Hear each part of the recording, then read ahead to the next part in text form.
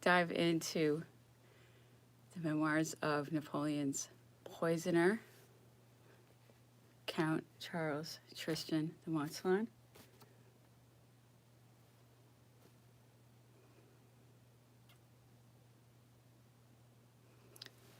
General Becker had not arrived, and General Breyer entered alone a quarter of an hour afterwards. Breyer's division proceeded on its route towards Paris, repeating cries of "Vive l'Empereur" and entertaining the hope of soon seeing him again on the field of battle. In fact, on the return of General Becker, he informed him that he had resolved to put off his departure for some hours in order to send to Paris and submit a new proposition to the government. This proposition was an offer to resume the command of the army in the name of Napoleon II. The general, astonished, at first attempted to escape this mission. "Sire," said he, "how can I venture in my position to undertake such a mission? Would it not be better fulfilled by an officer of the imperial household than by a member of the chambers and a commissioner of the government, whose instructions are limited to accompany your majesty?" "General," said the emperor, "I have confidence in your loyalty and entrust you in preference to any other with this mission. Fulfill it instantly, and you will render me a new service." The general bowed. "Sire," replied he, "I am proud of this proof of such a generous confidence, and since my devotedness may perhaps be useful to your majesty, I do not hesitate to undertake it." General Becker sprang into the post-chaise and without losing an instant set off for Paris. But when he arrived at the Pont de Neuilly, he was obliged to leave his carriage. Barricades having been erected across the bridge and to creep along outside the parapet at the risk of falling into the Seine. On the other side, he found a hackney carriage and took possession of it. The general was introduced as soon as announced. The Commission of Government held its sittings permanently. His presence excited a surprise which no one attempted to dissemble. He was believed to be already on the road to Rochefort with Napoleon, but this surprise was greatly increased when the general, bowing to the commission, thus addressed them: "Gentlemen, the emperor sends me to inform you that the situation of France, the wishes of all true patriots, and the cries of the soldiery demand his presence to save our country. It is no longer as emperor that he demands this, but as a general whose name and reputation may still exercise a powerful influence over the fate of the empire. After having repulsed our enemies, he promises to retire to the United States to accomplish his destiny." A few lines dictated to General Becker by the emperor developed his plan of operation, which, according to all reasonable chances of success, would have had the effect of driving the Allied troops out of France and avenging the disasters of Waterloo. 80,000 men were collected about Paris. That is 30,000 more than the emperor had under his command in the campaign of 1814. And he had then, for 3 months, resisted the united armies of Russia, Austria, and Prussia, and France was aware that it would have been victorious in this struggle had it not been for the capitulation of Paris. It was 45,000 more than General Bonaparte had when he crossed the Alps and conquered Italy. The provisional government, instead of embracing the proposal, received it with a sort of terror. The president caused General Becker to sit down beside him and, without consulting any of his colleagues, addressed him as follows: "How could you, sir, take upon yourself such a duty when you should rather have urged the emperor to hasten his departure on account of his personal safety, which he can no longer secure? For the enemy is rapidly advancing upon Paris, and the dispatches of our generals this morning arrived informed us of numerous cases of desertion. See," added he, laying before General Becker a bundle of papers, "read these dispatches from Generals Grouchy, Van Damme, and others. You will perceive that a more protracted delay will expose His Majesty to the danger of falling into the hands of the Allies." General Becker took the letters in silence and perused them. "Come, General," said the Duke of Otranto, Fouché, whilst he was thus occupied, "tell me honestly, who was with the Emperor when he sent you on this errand?" The general had no reasons for keeping silence. He named, amongst other persons, the Duke of Bassano. "Now," said Fouché, "I begin to understand who gave the emperor this advice, but tell him that his offers cannot be accepted, and that it is most necessary that he should immediately set off for Rochefort, where he will be safer than in the neighborhood of Paris. I am ready to return to Malmaison, my Lord Duke," answered General Becker, "but I should wish, at least, to be the bearer of an official communication respecting the result of my mission. For if I return to the emperor with nothing but a simple verbal message, His Majesty may reasonably doubt of my zeal and sincerity in executing his commands." "Be it so," answered Fouché, and he wrote rapidly the following note: "As the provisional government cannot accept offer which General Becker has made them on the part of His Majesty, for reasons which you will yourself will be able to appreciate, I entreat you, my Lord Duke, to make use of the influence which you have constantly exercised over his mind in persuading him to set out without delay, inasmuch as the Russians are advancing upon Versailles, etc., etc." The Duke of Otranto.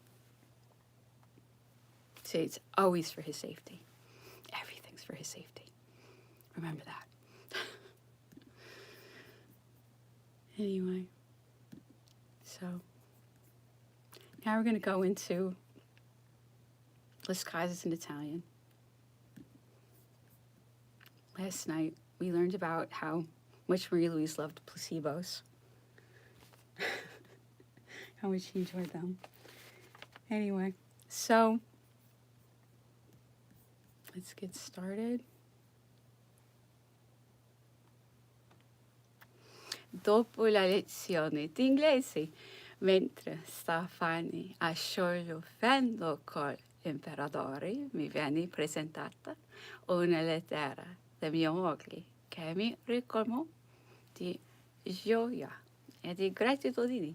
Elle scriviami che né timori né fatica né distanza avrebbero potuto impederla dal venirmi a raggiungere, che non poteva essere felici che eri vicina, aspettando solo le stagioni per persi in viaggio.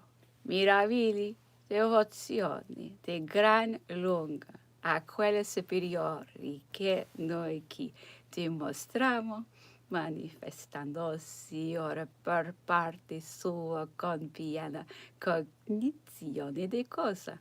Io non penso che avrasi in Londra la bavaria di ricusare a mia moglie il permesso, non sollecitando le grazie nei favori, ma solo di poter condividere l'exilio del proprio marito, di recarsi sopra un scoglio deserto a compiere o doveri e a dargli provi del suo attaccamento.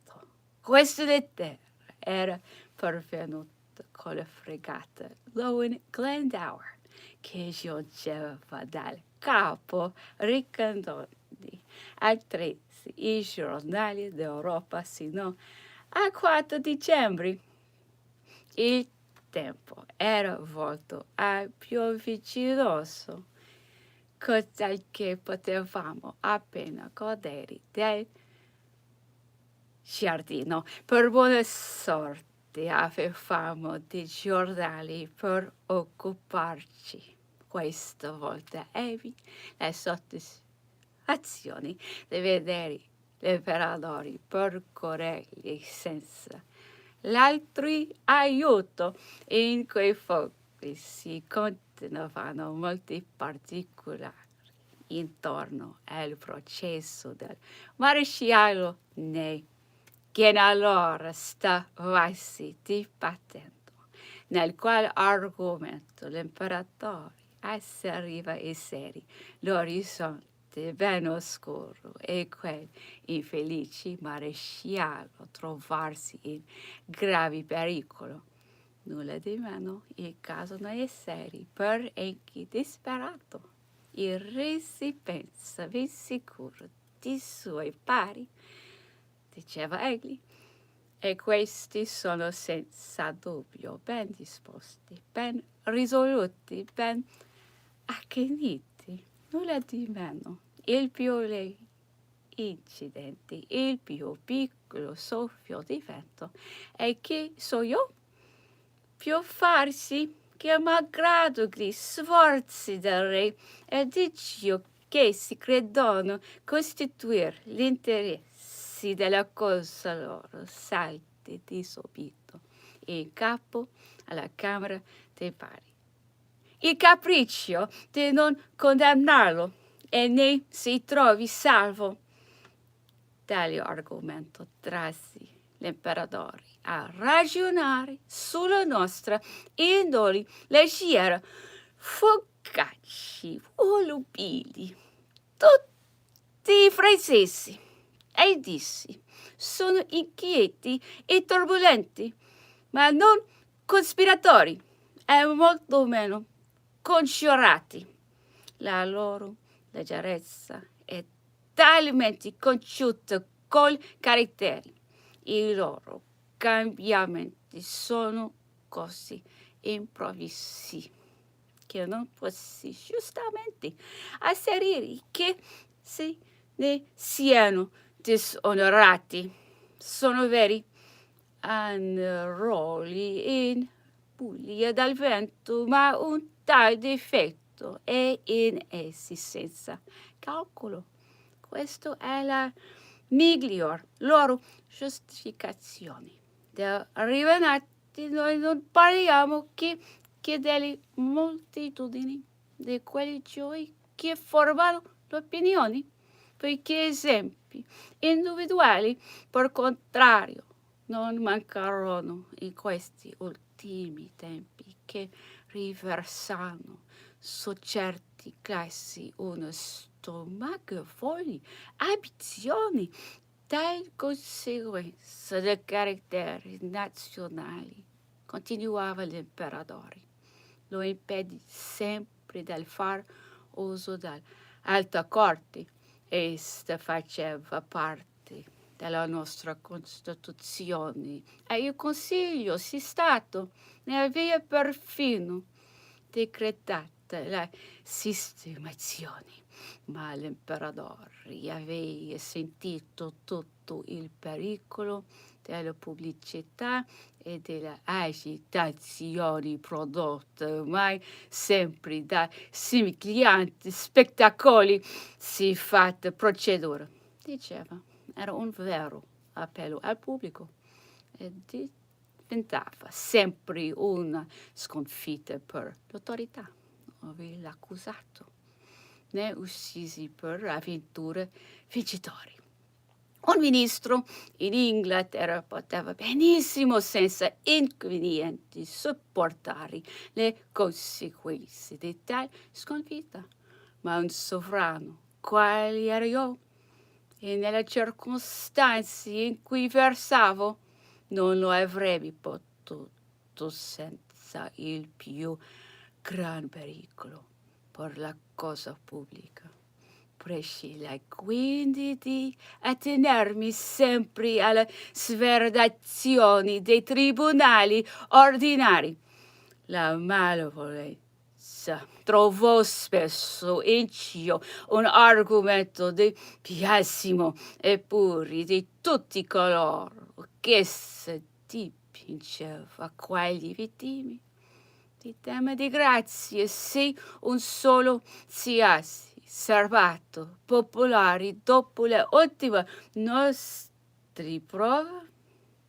Questo solo fatto basta a pienamente giustificarmi.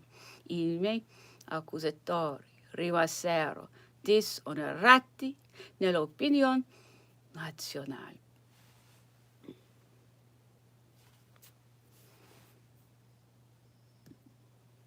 Okay. So now we're going to do all I could get with that was about public opinion, very popular topic in these books. So we're going back into Lavalette. I just don't understand Italian that well. I have to kind of squint my eyes a little bit to figure out what they're saying. But I'm pretty good French. So now it's time to see the horrible driving of Napoleon from France, the country that absolutely wanted him as leader, by the people who wanted crime again. They fight to have crime so they can make a lot of money. And when somebody like Napoleon is enforcing the law, it's very difficult for them to make all the money that they like to make. And that is really what's going on, whatever else they're telling you. L'empereur alla se fixer à la Malmaison. Il fut confiné par Madame la Duchesse de Saint-Lieu, Hortense, par Bertrand et sa famille, et par le duc de Bassano. J'y faisais plusieurs voyages par jour, car je ne pouvais m'éloigner de Madame de Saint-Lieu, dont la santé était fort altérée par tous ces événements. Les jours de son arrivée dans cette retraite, il me proposa de l'accompagner. Trop, me dit-il, reste en France. Je vois que le ministre de la guerre veut de conserver à son pays. Je ne peux pas m'en plaindre, mais c'est une grande perte pour moi. C'est la tête la plus forte et le cœur le plus droit que j'ai rencontré. Cet homme est fait pour être Premier ministre partout. J'ai refusé de l'accompagner. J'ai une fille de 13 ans. Ma femme est enceinte de 4 mois. Je ne peux me décider à me séparer d'elle. Donnez-moi quelques temps et j'irai vous joindre partout où vous serez. Je suis restée fidèle à votre majesté. Dans un meilleur temps, elle peut donc compter sur moi. Reste, si ma femme ne réclamait pas tous mes soins, je ferais mieux de partir, car j'ai des tristes pressentiments de ma destinée. L'empereur se tut, et j'ai démêlé dans l'expression de son visage qu'il n'en avait pas meilleure opinion que moi. L'ennemi s'approchait cependant. Et depuis 3 jours, il avait demandé que le gouvernement provisoire mit une frégate à sa disposition pour se rendre en Amérique. Et lui avait été promis. On l'engagé même à partir, mais il voulait être porteur de l'ordre. Donner au capitaine de les conduire aux États-Unis. Et cet ordre n'arriva pas. Nous sentions toute qu'une heure de retard compromettait sa liberté. Après en avoir causé entre nous, j'allais le trouver. Je lui représentais vivement tous les dangers de son séjour prolongé. Et sur l'observation qu'il me fit de ne pouvoir pas s'éloigner sans cet ordre. Partez toujours, lui dis-je. Votre présence sur le bâtiment produira un grand effet. Un cœur sur les foncés. Coupez le câble. Promettez de l'argent à l'équipage. Et si le capitaine résiste, faites-le mettre à terre. Et partez. Je ne doute pas que Fouché ne vous ait fait doux aux alliés. Je le crois qu'en vous, me dit-il, mais allez faire un dernier effort sur le ministre de la Marine. J'ai monté en voiture à l'instant. Je me fis introduire chez Décret. Il était couché. Il me coûta avec une sang-froid qui me fit bouillir le sang et me dit, je ne suis que ministre. Allez trouver Fouché. Parlez au gouvernement.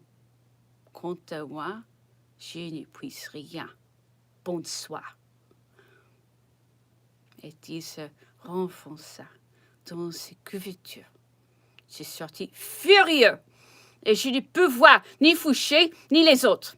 Je revins à la maison à 10 heures du matin. Après être couché, il me fit entrer.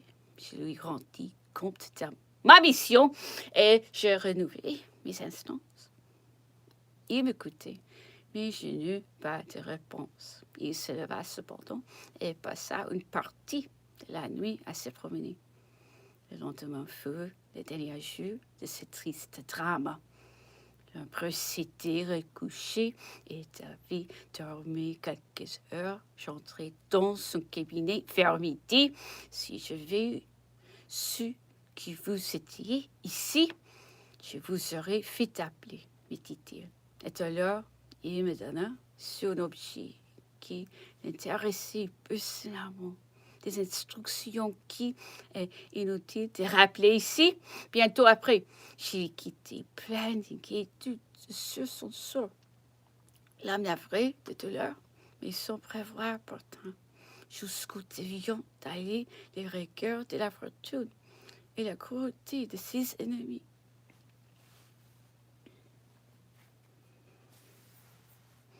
All right, this is one of the classic sad moments. This is so bad. Anyway, so Napoleon is, again, being driven from France in this book, like he is at the same point in the Napoleon Memoirs. And Lavalette is saying to him, I will follow you, but my wife is 4 months pregnant, and I have a 13-year-old daughter, and I really can't just follow you right now, but when you find your way, I'll follow you. And Napoleon says to him, there's like nobody he trusts more than Lavalette. And he tries to help Napoleon, and they all refer him to Fouché, who's like the biggest traitor in the world. He's Fouché. So now it is time for Spanish. The Corsican, fiery Corsican doctor, Antomarchi. And they talk a lot. So it's a lot of their conversations and a lot about how he was slowly poisoned and what that looked like, the incredible anguish that Napoleon went through by the way that they wanted to kill him. And Napoleon said the whole time that they were doing that. He just couldn't figure out who was poisoning him because the person who was poisoning him was acting like it was his best friend. And Napoleon was actually fooled by this guy. And that is so sad. Perdone, ve mi importunidad si interrumpo sus ocupaciones con la relación de circunstancias que vi son personales. Ayer a las 7 de la tarde, volviendo de dar un paseo en el parque, fui detenido por la centinela colocada junto a las verjas del jardín. Durante media hora estuve privado de poder entrar en mi casa. Distante de ahí, unas 25 toesas, y solo recobré la libertad requiriéndola el sargento del principal de Longwood, a quien hice llamar en ausencia del capitán de ordenanza. Ya en la tarde del domingo 19 de corriente, al retirarme de mi paseo acostumbrado, fui detenido igualmente por la centinela colocada en el mismo punto, pero aquí menos severa que la de ayer, me permitió a poco rato entrar libremente en mi casa. Ellos es que en el corto espacio de 3 meses que habito en esta isla, me han detenido 3 veces. Me parece que el tamaño proceder es diametralmente opuesto a las muestras de bondad y reiteradas promesas que vuestra excelencia se ha servido darme. Lo es ciertamente a la conducta decretada para el gobierno de Santa Elena, conducta que me fui comunicada oficialmente antes de mi salida de Europa y a la cual no he dudado en dar crédito, puesto que aquí no se guardaban ningunos criminales.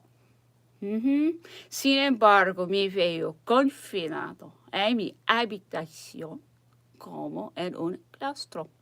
Y si no es acompañado por algún subalterno de vuestra excelencia, no puedo ver ni visitar a nadie fuera de los límites que vuestra excelencia mismo me ha señalado.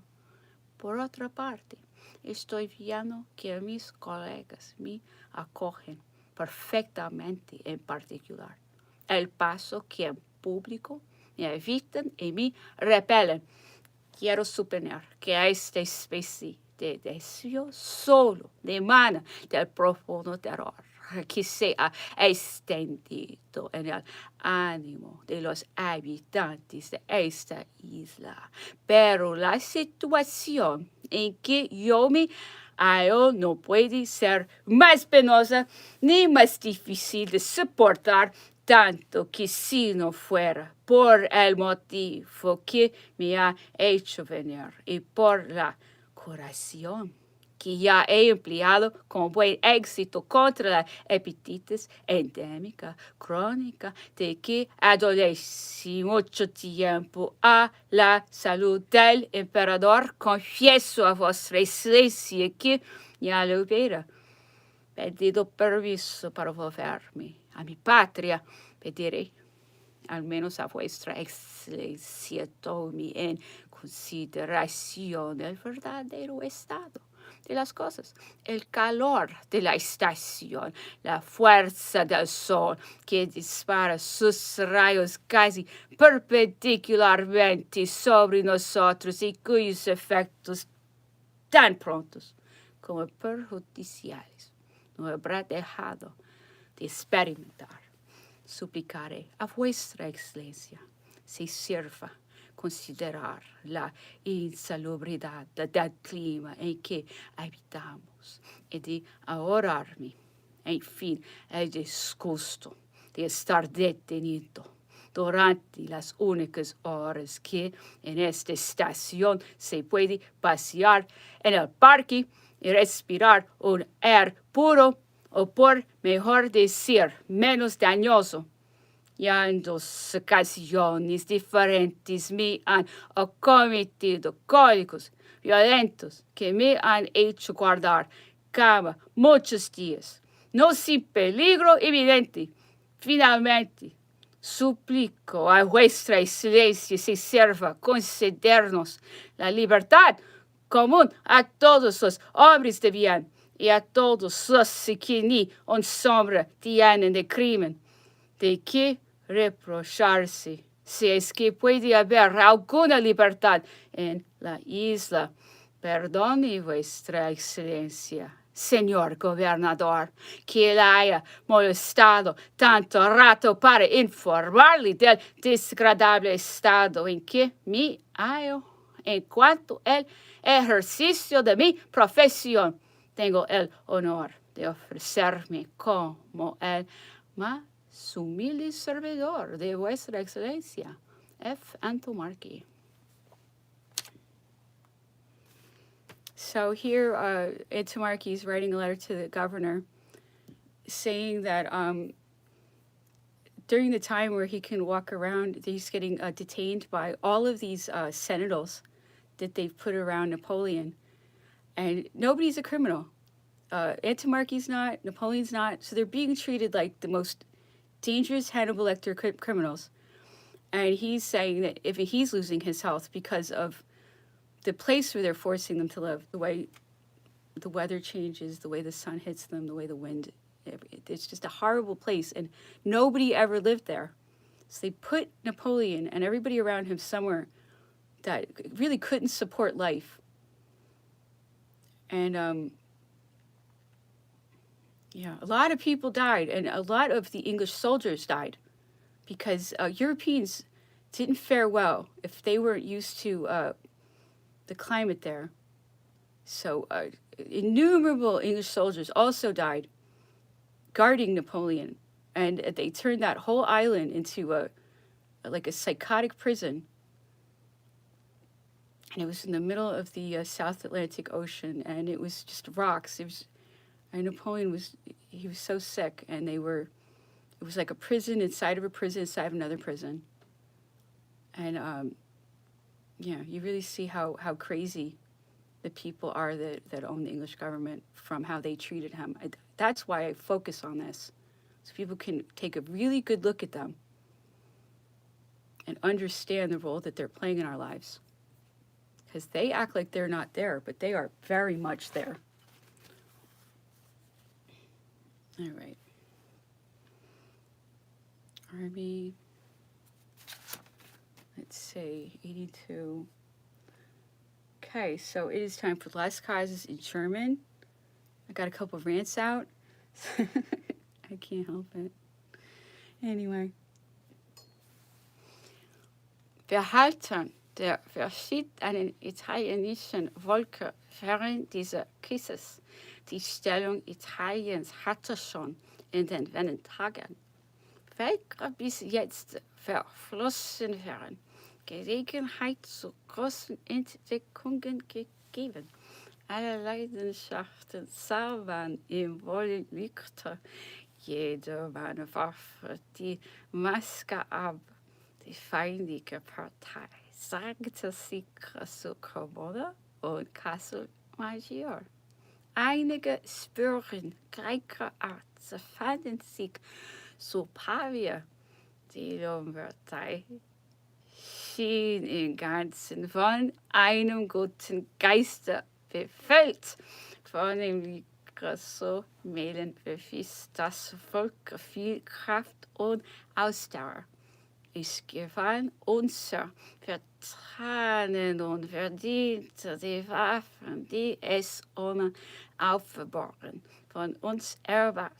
Auch schrieb der französische General an denselben zum Zeichen seiner Zufriedenheit, als die Armee ihren Rückzug antrat, als die Partisanen Österreichs und die Feinde der Freiheit sie ohne Rettung verloren glaubten, als ihr selbst noch nicht ahnen konntet, dass dieser Rückzug eine bloße Liste war, habt ihr in Hinglichkeit in Frankreich, dieser Freiheit zu erwiesen, hat einen Eifer, einen Charakter entfaltet, der euch die Achtung der französischen Armee erworben hat und den Schuss der französischen Republik verbirgt. Mit jedem Tag macht euer Volk sich der Freiheit würdiger. Es gewinnt täglich mehr an Kraft und wird der Reiz mit Ruhm auf der Schaubühne der Walzer erscheinen, empfängt die Versicherung meiner Zufriedenheit und des anschrichtigen Wunsches, welchen Frankreich hegte, euch frei und glücklich zu sehen. Die Volker von Bologna, Ferrara, Reggio, Modena zeigten wahrhaftiges Interesse für unsere Sache. Parma hielt seinen Waffenstillstand, aber die Regierung von Modena bewies sich als unser offenbarer Feinden. Darum wurden die Franzosen auf den Straßen insultiert. Man proklamiert dort ihre Vertreibung aus Italien und verschob die Erfüllung des Waffenstillstandes, soweit die Bedingungen denselben noch nicht vollzogen wären. Der Obergeneral hatte ein Volksbenehmen auf der Stelle rücken können, aber er hatte seine Gründe, anders zu handeln und das Strafgericht erst dann ergehen zu lassen, wenn die Unterhandlungen nicht führen sollten. Der Kardinal Mattei, Erzbischof von Ferrara, bezeigte seine Freude bei der Nachricht von der Aufhebung der Belagerung von Mantua.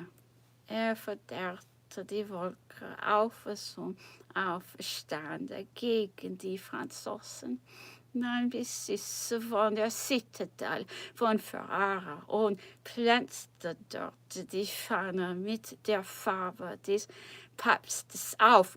Der Papst sandte sogleich einen Legaten dahin und brach mitten den Waffenstillstand. Nach der Schlacht bei Castiglione ließ der französische General den Kardinal Mattei arretieren und nach Brescia abführen. Der Kardinal war in der größten Herzenangst und sagte kein weiteres Wort als Peccavi, das entwaffnete Napoleon Bürgerstaat, dass er ihm nur auf 3 Monate in ein Seminarium zu Brescia versetzte.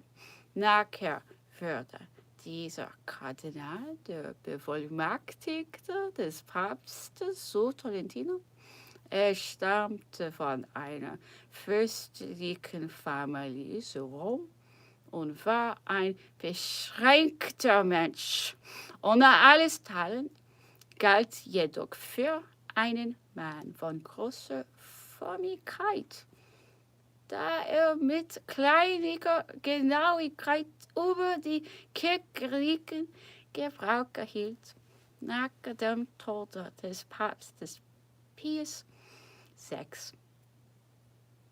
Fester Wienerhof bei dem Konklav zu Venedig alles in Bewegung, um es dahin zu bringen, dass er zum Papst ernannt werde, aber Gergevens, der Bischof von Imon, Chiaramonti trug den Sieg davon und nahm den Namen Pius VII an. Anmerkung des Herausgebers, wie sie ihm in die Feder diktiert worden ist. In dem Bericht sind nur 20.000 Mann entgegeben, Feldgewürmser von Rhein. Mich fragte in obigem Kapital hingegen 30.000 und Nestor hat recht, die Streitkräfte wären zwischen den beiden Herren so höchst ungleich, dass der französische General sicher bei seinem Armee berichten bisweilen zu einer Herabsetzung der feindlichen Heeresmacht genötigt sah, wenn er nicht seine eigenen Truppen entmutigen wollte. Hieraus erklärte sich die Verschiedenheit der Zahlen, welcher man bisweilen bei Vergleichung dieses Werks mit den offiziellen Aktenstücken eintreffen mochte. Okay. Very good night.